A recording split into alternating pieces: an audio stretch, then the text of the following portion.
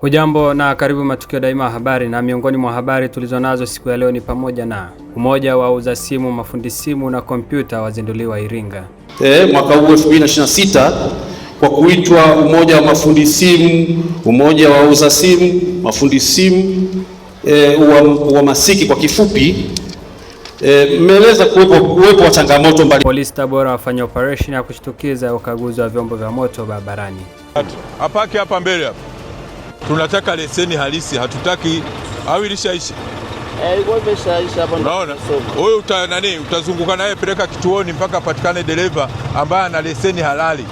Wawekezaji madini washauriwa kujenga mabweni ya wanafunzi wa kike mashuleni. Na watajaa noti, na mimi natamani watajirike, lakini tuwalinde watoto hawa kwa kizazi cha kesho. Tuwajengee mabweni sekondari ile tuweke, na mimi mbunge wenu kwa sababu ni mchimbaji nitawaunga mkono.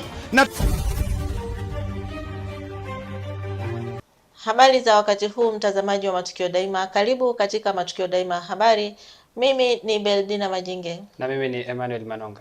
Karibu. Tukianzia mkoani Iringa, wauzaji na mafundi simu pamoja na kompyuta mkoani Iringa wameanzisha umoja wao wenye lengo la kuwaleta pamoja wataalamu hao, kulinda maslahi yao na kuboresha huduma kwa wananchi.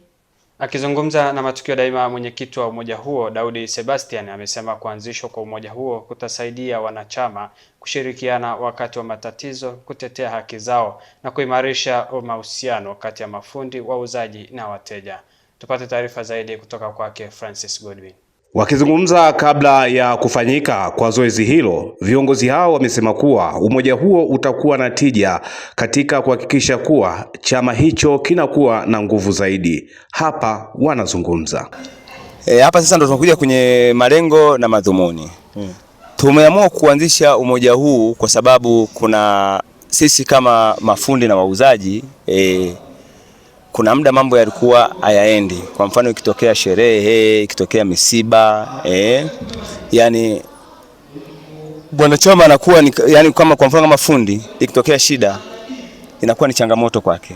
Kwa hiyo inabidi tujichangishe wenyewe. Kwa hiyo unakuta hatupati ile idadi. Kwa hiyo unakuta mtu kama imetokea shida kama hiyo inakuwa ni changamoto. Lakini tumeanzisha umoja kuhakikisha kwamba kama inatokea shida kama hiyo basi umoja unalibeba hilo swala kama umoja. Kwa upande wake, mkuu wa wilaya ya Iringa Benjamin Sita, ambaye amewakilishwa na katibu tawala wa Iringa Bernard Urassa, amepongeza umoja huo na kusema kuwa umoja huo ni nguzo katika kuwawezesha mafundi hao wanasonga mbele zaidi. Ndugu washiriki, kupitia mkutano huu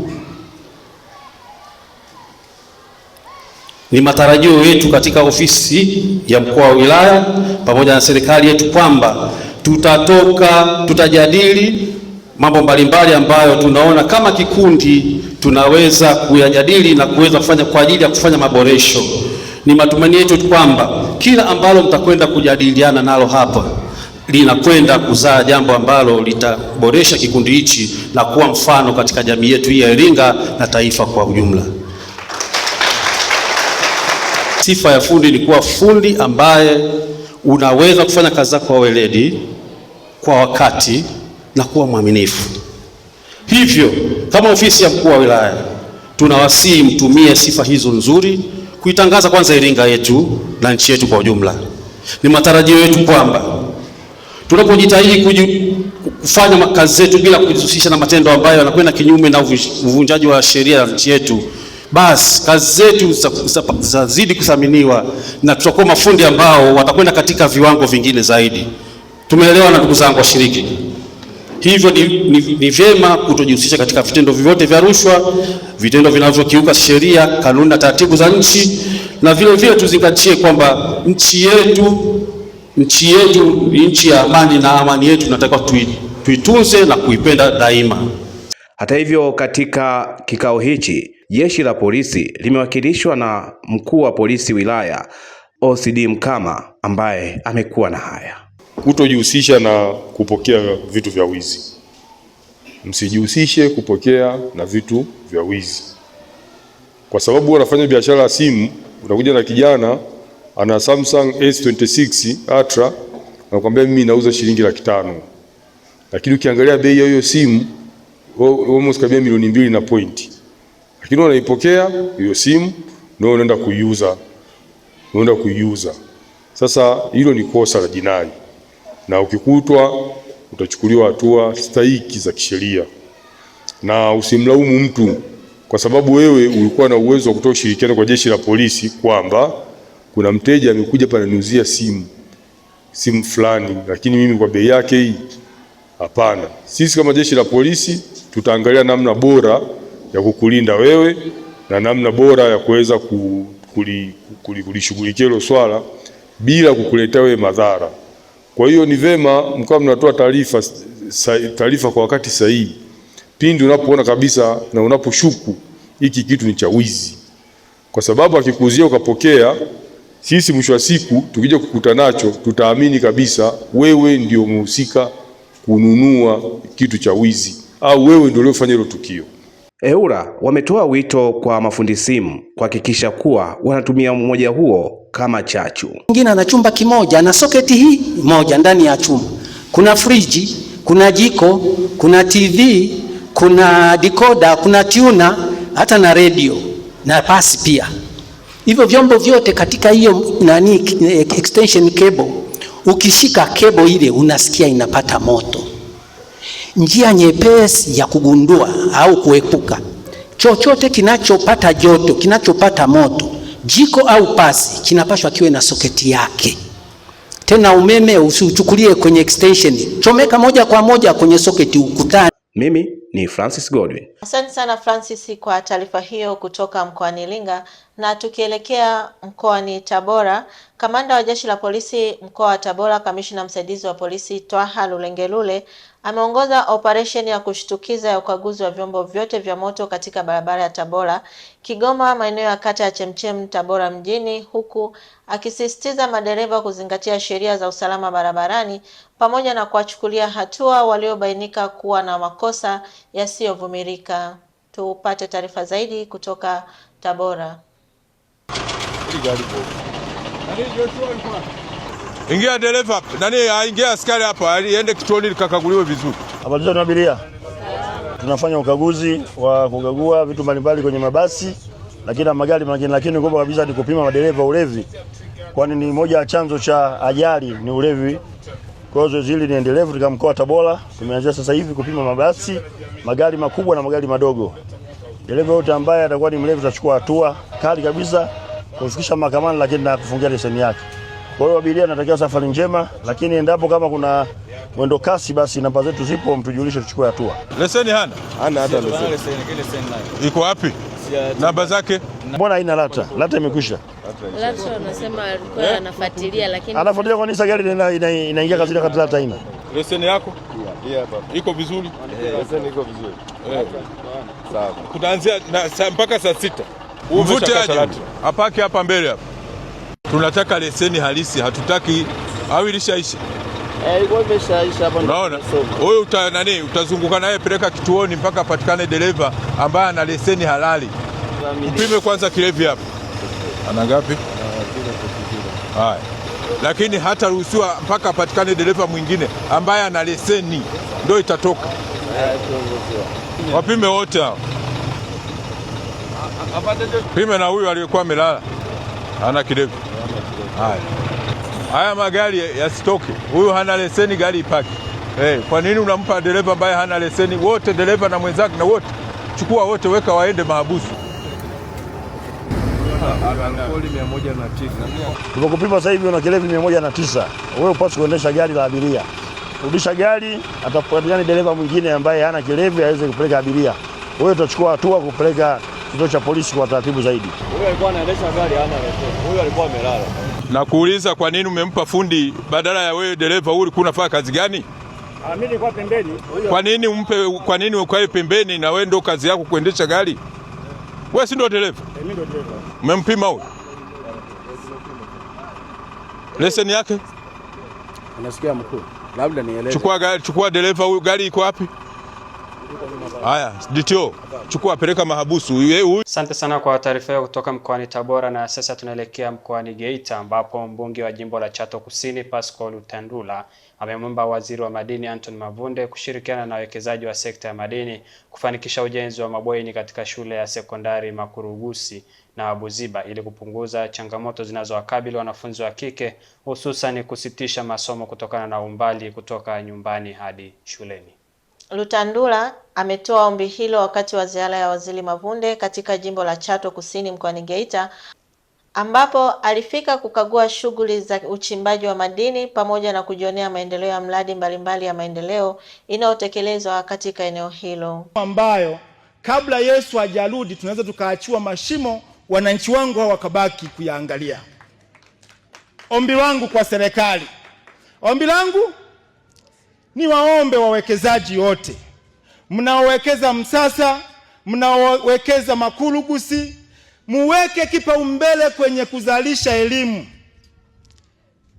Tuna shule ya sekondari hapa haina mabweni, mheshimiwa waziri. Na tabia ya wachimbaji, unajua mchimbaji akishapata hela yake aangalie umri wa binti, yeye kuanzia miaka 15 ni halali. Sasa hiyo ni mbaya. Mabinti wengi kwenye utafiti unaonyesha kwenye mabinti wanaoanza shule wa mabinti 10, 3, 2 mpaka 3 hawamalizi shule ya sekondari. Ni waombe wawekezaji, tujengeeni mabweni ili hawa watoto mnaochimba madini kwenye ardhi waliopewa na Mungu wanufaike, wamalize elimu yao salama, na wao waje wachimbe wawe matajiri kama nyie. Niombe kampuni hapa nyuma yetu tuna sekondari, hatuna mabweni, na leo mnatuwekea soko la dhahabu hapa. Vijana watajaa noti, na mimi natamani watajirike, lakini tuwalinde watoto hawa kwa kizazi cha kesho. Tuwajengee mabweni sekondari ile tuweke, na mimi mbunge wenu kwa sababu ni mchimbaji nitawaunga mkono. Natamani kabla sijaondoka hapa mniambie mtafanya nini kwa ajili ya bweni hapo. Kamilisha jengo lile. Hii sasa Msasa utakuwa umetuachia alama, na sisi tutaendelea kukuombea kila uendako, na nina imani wewe ni rafiki yangu, hutakataa. Ombi langu la pili, huko Makurugusi kule tunakochimba nako tuna shule ya sekondari, hatuna mabweni ya watoto wa kike. Ukitujengea na bweni lingine na wewe la kupitia mfuko wako tutashukuru sana, na lenyewe halina hela nyingi, wanasema milioni 100 tu, wataalamu wameniambia. Sasa wewe ndio mawaziri wa madini, Bengeshi Baligwa, huyu ndio waziri wa madini, chako wanasema Tanzanite, machoma, makaragama, we madhahabu, ndio tuko naye hapa. Sasa na imani tu kwamba sasa atatusikia sisi watu wa Msasa, kwa sababu yeye ni mjukuu wetu, atatujengea kabweni pale kwa watoto wa shule Msasa pale, maisha yaende kuwa mazuri. Akijibu ombi hilo, waziri wa madini Anthony Mavunde amesema serikali itaendelea kuhimiza ushirikiano wa sekta binafsi katika kuchangia maendeleo ya jamii kupitia wajibikaji wa kampuni na wawekezaji wa madini. Hapa kiwanda chetu cha uchenjuaji chini ya ushirikiano na RMO, tuandae watu wote waliopo Chato hapa wanaonufaika na sekta ya madini. Tukimaliza hapa kuzindua, mheshimiwa mkuu wa mkoa, tukafanya harambee. Mimi mpaka naondoka hapa siku hiyo fedha ya mabweni mtakuwa mmeipata. Msipotoa siku hiyo, Lutandula na wenzako mnafahamu sehemu ambayo nitawabania. Sefu yuko wapi? Kumbe Sefu yuko hapa tena. Sasa kamati yangu itaongozwa na Lutandula, Sefu pamoja na Jesemo Katoro. Yuko wapi? Kwani hapa ni kwao? Na Buyamba hapa ni kwao? Sasa kumbe Buyamba. Kwa hiyo Jesemo Katoro, alafu na Kabuo yuko. Sasa mheshimiwa mkuu wa mkoa, au unawamudu mheshimiwa mkuu wa mkoa, mimi nitaomba tu nisiondoke na aibu. Siku nitakayokuja kuzindua hapa, niwaachie wana Chato Kusini Makurugusi hapa, niwaachie bweni lenu, ndio itakuwa heshima. Asante sana kwa taarifa hiyo kutoka mkoani Geita, na sasa tuelekee Sumbawanga mkoani Rukwa ambapo waziri wa nchi ofisi ya waziri mkuu kazi, ajira na mahusiano Deus Sangu amewataka watendaji wa halmashauri ya wilaya Sumbawanga kusimamia kwa uadilifu fedha zinazotolewa na serikali kwa ajili ya utekelezaji wa miradi ya maendeleo ili ilete tija na kuwanufaisha wananchi. Sangu ametoa kauli hiyo wakati akikagua eneo linalojengwa shule mpya ya sekondari Uzia katika kijiji cha Usangwa, kata ya Muze, ambapo alisema usimamizi madhubuti wa fedha za umma ni msingi wa kuhakikisha miradi inakamilika kwa wakati na kwa ubora unaotarajiwa. Tupate taarifa zaidi. Tumekuja kukagua uwanja huu wa ujenzi wa sekondari ya Uzia mpya kabisa. Mama ametuletea milioni 583. Shule hapa itaota kama uyoga. Tumpigie makofi mengi sana Mheshimiwa Rais wetu Daktari Samia Suluhu Hassan. Na hajatuacha nyuma. Ndani ya kata ya Muze kwenye sekta ya elimu ya sekondari pale Mazoka, Mheshimiwa Daktari Samia Suluhu Hassan alituletea milioni 385. Kwa hiyo ukijumlisha na hizi zilizokuja milioni 585 ndani ya kata moja tu ya Muze ni zaidi ya milioni 900 kwenda bilioni 1. Sekta ya elimu tu kwenye ujenzi wa miundombinu, acha uendeshaji wa shule. Kwa hiyo tunabudi kwa moyo wa dhati sana kumshukuru sana Mheshimiwa Rais wetu Daktari Samia Suluhu Hassan. Fedha zimekuja, tumezipokea kwa fulana, kila mtu amefurahi. Kesho mnaanza kufungua zabuni. Ni wasihi sana hasa halmashauri ambao ndo wasimamizi wakuu wa miradi, mkurugenzi, kaimu mkurugenzi, katika fedha ambazo zitawaingiza kwenye mgogoro ni fedha hizi milioni 583 za sekondari hii. Tunataka mwezi Januari watoto waanze kusoma hapa, sekondari iwe imekamilika.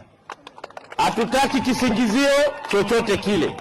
Na mimi nimefurahi sana mlipoletewa milioni 583, mmejiongeza kwamba kulikuwa na deficit kama alivyosema Mheshimiwa Diwani ya milioni 30, mkasema hatuhitaji mtoe huko halmashauri, tutachangana wananchi wenyewe ili kusiwe na sababu ya ucheleweshaji wa mradi huu. Ongeleni sana kwa ubunifu, na nimekupongeza sana Mheshimiwa Diwani kwa ubunifu wa aina hiyo.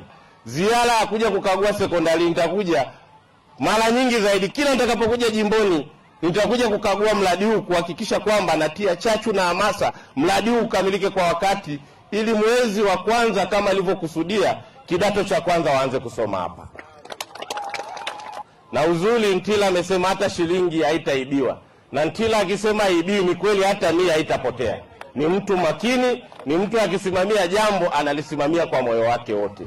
Na mimi nina support yako, mtu yeyote atakayetusumbua, na mwenyekiti wa halmashauri yuko hapa, tutahakikisha tutachukua hatua kali. Hatutaki kuona sisi kwenye halmashauri yetu kila mradi tunalalamika. Sisi sio, hatukupewa dhamana hii kuwa walalamikaji. Tumepewa dhamana hii kuwa watendaji, kuhakikisha miradi ambayo Mheshimiwa Rais anatupatia inaweza kufanyika kwa wakati na thamani halisi ya fedha inaweza kuonekana.